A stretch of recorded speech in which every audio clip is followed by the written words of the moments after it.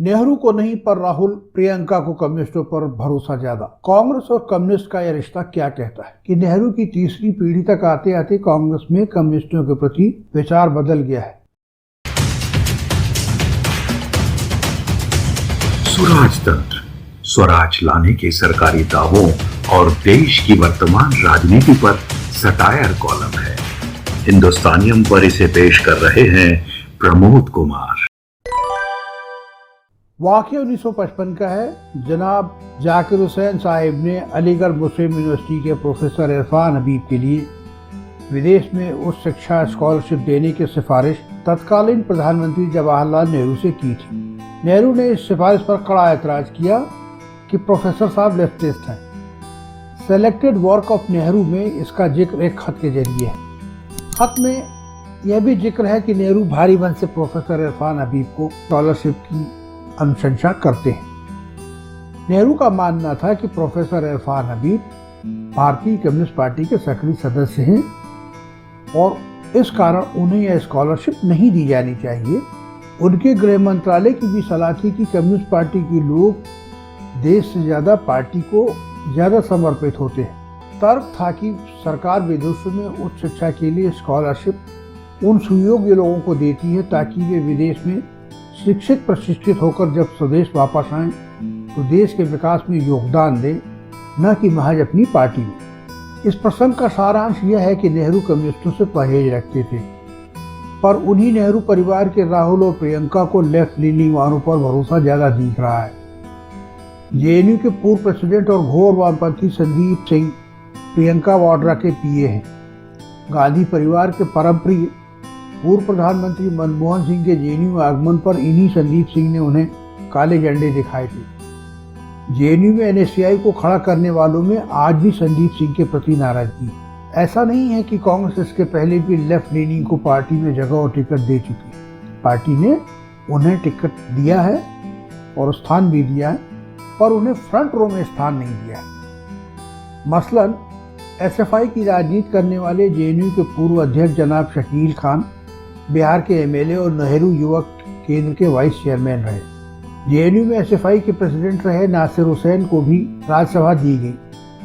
अब जेएनयू में प्रेसिडेंट रहे सीपीआई के कन्हैया कुमार पार्टी में। कहने का मतलब है कि नेहरू की तीसरी पीढ़ी तक आते आते कांग्रेस में कम्युनिस्टों के प्रति विचार बदल गया है।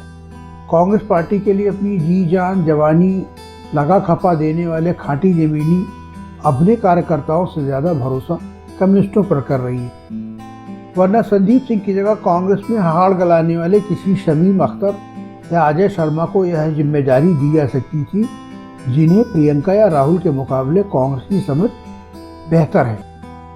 पर ऐसा नहीं हो रहा है। बदलती कांग्रेस में पार्टी के लोगों के बजाय अल्ट्रा लेफ्ट के लोगों को ज्यादा तवज्जो दी जा रही है, जिन्होंने जेएनयू के चुनाव में राजीव गांधी के बोफोर्स मामले को चुनावी मुद्दा बनाया था। यह देख कार्यकर्ताओं का दिल जलना लाजमी है। अपनी ही पार्टी में जबरदस्त विरोध झेल रहे कन्हैया कुमार को कांग्रेस बड़े जोर शोर से पार्टी में ले आई है। कहा जा रहा है कि उन्हें ज्योतिरादित्य सिंधिया, जितिन प्रसाद, सुष्मिता देव के सब्स्टिट्यूट के रूप में पार्टी में शामिल कराया गया है। देखना है कि कन्हैया कुमार की कांग्रेस में क्या उपयोगिता बनती है। पार्टी क्या उन्हें पूर्वी उत्तर प्रदेश समेत बिहार में एक सशक्त नियोक्ता के रूप में प्रोजेक्ट करेगी। लेकिन सही बात तो यह है यूपी बिहार के कांग्रेसियों ने कन्हैया कुमार को लेकर कोई उत्साह नहीं दिखाया है, बल्कि बनारस में कांग्रेस के पर्याय पंडित कमलापति त्रिपाठी परिवार के एक सदस्य तो हाल में कांग्रेस ही छोड़ गए। कन्हैया कुमार पिछला लोकसभा चुनाव भाजपा के गिरिराज सिंह से 4 लाख वोटों से हार चुके हैं। बेगूसराय का यह चुनाव भाकपा के लिए सबसे खर्चीला था। भाकपा के अब्दुल अंजान कहते हैं कि कन्हैया कुमार को पार्टी ने जेएनयू में चुनाव लड़वाया। कायदन उन्होंने जेएनयू में आयशा की दूसरी पीढ़ी तैयार करनी थी, पर हुआ उसका उल्टा और अगले चुनाव में आयशा हाशिए पर आ गई। कन्हैया कुमार के चलते जेएनयू में ही नहीं बल्कि बेगूसराय की हार से पार्टी को बिहार में बहुत नुकसान हुआ। अब लगता है कि वे सांसद बनने की जल्दी में, सो उन्हें कांग्रेस मुबारक। भारतीय कम्युनिस्ट पार्टी को अंधेरे में रखकर विगत सोमवार तक पार्टी ऑफिस में आने के बाद अकस्मात कन्हैया कुमार ने अपना राजनीतिक रंग बदला। हम लोगों ने पूछा भी, हमारे साथियों ने, डी राजा ने, कि क्या आपके बारे में सुन रहे हैं, कांग्रेस जा रहे हैं? उनका ऐसा कुछ नहीं। और अकस्मात 28 तारीख को उन्होंने कांग्रेस की सदस्यता ग्रहण की।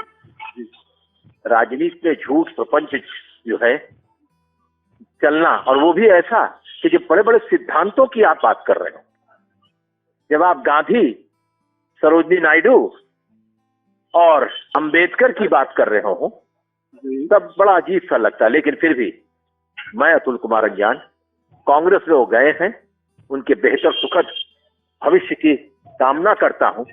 हम उन्हें लोकसभा और राज्यसभा तो पहुंचाने की कोशिश करते रहे। लोकसभा उनको चुनाव भी लड़ाया, 4,20,000 वोट से वो बेगूसराय से हार गए। मुझे पूर्ण विश्वास है कि उनकी राज्यसभा जाने की कामना, उनके राज्यसभा की जाने की कामना पूर्ण हो।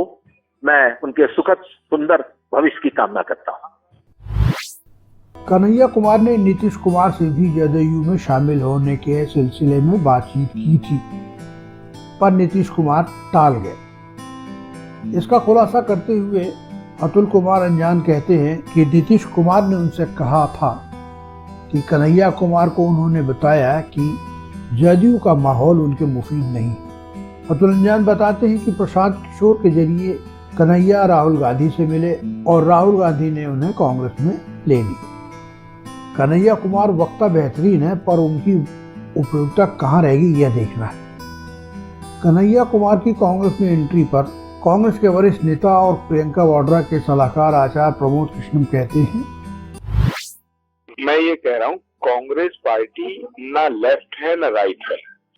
लेफ्ट के लोग भी कांग्रेस को ज्वाइन किए हैं, राइट वाले भी कांग्रेस को ज्वाइन किए हैं। स्लोगन सिन्हा, कीर्ति आजाद, ये सब लोग उदाहरण हैं इस बात का कि राइट से भी लोग आए हैं, लेफ्ट से भी लोग आए हैं। लेकिन कांग्रेस पार्टी गांधी और नेहरू की विचारधारा पे कल भी चली थी, आज भी चली रही है और कल भी चलेगी।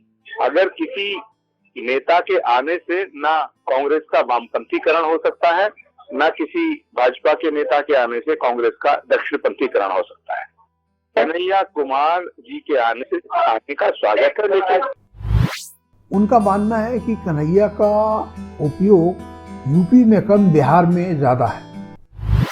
कन्हैया कुमार को अच्छा हो कांग्रेस हाईकमान बिहार की जिम्मेदारी दे, बिहार में कांग्रेस को मजबूत करने का काम करे, क्योंकि पूरे देश में मोदी और अमित शाह की जो बीजेपी है उसको काउंटर करने का जो भार अपने कंधों पे राहुल गांधी और प्रियंका गांधी ने लिया है, उसमें वो एक हिस्सा बनेंगे, इसकी मुझे खुशी है।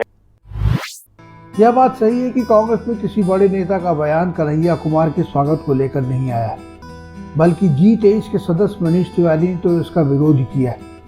यह भी सही है कि कांग्रेस में किसी बाहरी को इतनी जल्दी स्वीकार नहीं किया जाता। अभी बाहर से आए दलों को 4-5 साल तक कोई महत्वपूर्ण पद देना उचित नहीं है, क्योंकि जब तक कांग्रेस की विचारधारा में बाहर से आए लोग फिट नहीं बैठते तब तक उन्हें महत्वपूर्ण पद देना नहीं चाहिए। क्योंकि कई ऐसे अनुभव हैं, कई ऐसे एक्सपेरिमेंट हैं, जैसे सिद्धू का हुआ, ऐसे ही कई और लोगों का जो कांग्रेस को नुकसानदेह हुए हैं अभी तक। तो कांग्रेस को बहुत सोच समझ के कांग्रेस हाईकमान को फैसला लेना चाहिए। बाहर से आए लोगों को तत्काल कोई महत्वपूर्ण जिम्मेदारी संगठन में देना उचित नहीं है, ताकि मनोबल गिरता है। जहां तक बात संदीप सिंह या कन्हैया कुमार की है, जाहिर है इनका इस्तेमाल यूपी में कांग्रेस और प्रियंका गांधी के भविष्य को लेकर ज्यादा है, या यूँ कहें यूपी के विधानसभा चुनाव की अग्नि परीक्षा में प्रियंका वाड्रा को सफल बनाने के लिए उन्हें लाया गया है। पर वहां तो योगी और मोदी का जादू अभी भी बरकरार है। बिहार में तो तेजस्वी के रहते कन्हैया को कांग्रेस बड़े स्तर पर बढ़ा पाएगी, इसमें भी संदेह है। रहा यूपी, तो अब चुनाव ज्यादा दूर नहीं। कन्हैया को लेकर कांग्रेसी कारगुजारी यूपी इलेक्शन में कितनी कारगर रहेगी, ये सब जल्दी आ जाएगा।